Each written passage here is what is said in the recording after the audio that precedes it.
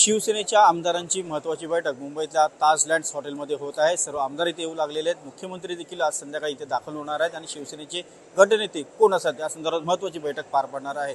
त्याचबरोबर महायुतीचे नवीन मुख्यमंत्री कोण असतील, एकूणच महाराष्ट्र राज्याचे नवे मुख्यमंत्री कोण असतील याबद्दल चर्चा देखील सुरू झालेली आहे। त्यातच राष्ट्रवादी काँग्रेसचे नेते छगन भुजबळ यांनी अशी प्रतिक्रिया दिलेली आहे की पुन्हा एकदा जर का देवेंद्र फडणवीस हे मुख्यमंत्री होत असतील तर आम्हाला कोणतीही अडचण नाही। त्यामुळे मुख्यमंत्री कोण बनणार याबद्दल उत्सुकता जी आहे ती ताणली गेलेली आहे। आपल्यासोबत शिवसेनेच्या प्रवक्त्या शीतलताई म्हात्रे आहेत, आपण थेट त्यांच्याशी बोलणार आहोत। शीतलताई, काय सांगाल, कोण बनेगा मुख्यमंत्री हा प्रश्न अजूनही अनुत्तरित आहे। एक लक्षात घ्या, आम्ही जे निवडणुकीला सामोरं गेलो ते महायुती म्हणून आम्ही सामोरं गेलो आणि महायुती म्हणून आम्ही प्रचंड विजय मिळवलेला आहे। त्यामध्ये शिवसेना आणि भाजप यांची जी युती होती ही नैसर्गिक युती होती, जुनी युती होती आणि माननीय मुख्यमंत्री साहेब यांनी ज्या पद्धतीने काम केलेलं आहे 2.5 वर्षात अतिशय कमी कालावधीमध्ये स्वतःला सिद्ध केलेलं आहे। अनेक लोकप्रिय योजनेचे त्यांनी अंमलबजावणी अतिशय उत्तम पद्धतीने केले। 24 तासातले 18 तास काम करणारे मुख्यमंत्री, सर्वसामान्यांचा चेहरा म्हणून अगदी वारकरी कष्टकरी यांच्यामध्ये अतिशय पॉप्युलर झालेले हे मुख्यमंत्री आहेत।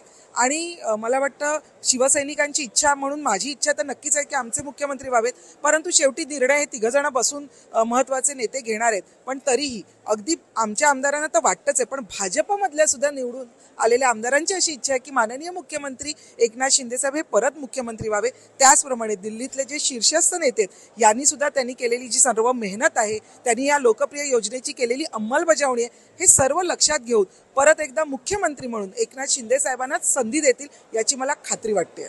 महायुतीमध्ये सर्वाधिक आमदार हे भाजपचे निवडून आलेले आहेत। जवळपास 130 पेक्षा अधिक आमदार यांचे निवडून आलेले आहेत। प्रबळ दावेदारी जी आहे ती भाजपची सांगितली जात आहे। शिवसेनेचे 57 आहेत, त्याचबरोबर जे अपक्ष आमदार आहेत त्यांनी देखील समर्थन दिलेले 4। तर असं एकूण पाहता तर मुख्यमंत्री कसे काय मिळतील याबद्दल प्रश्न देखील उपस्थित केले जाते। असं कधीच ठरलेलं नव्हतं की ज्याचे जास्त आमदार आहेत तो मुख्यमंत्री होणार आहे। आज माननीय मुख्यमंत्री शिंदे साहेबांनी 2.5 वर्षामध्ये पक्ष, शिवसेना पक्ष नावारूपाला आणला। पक्ष म्हणून एक जनमानसामध्ये प्रतिमा निर्माण केली की माननीय हिंदू हृदय सम्राट बाळासाहेब ठाकरे यांच्या विचारांवर चालणारी शिवसेना जर कुठली असेल तर ती ही आहे।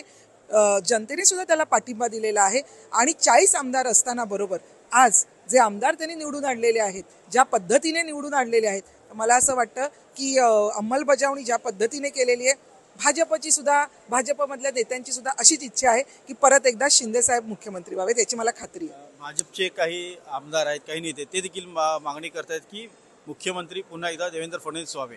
त्यातच आता एक स्पर्धा जी आहे ती महायुतीमध्ये वाढल्याचं पाहायला मिळतंय।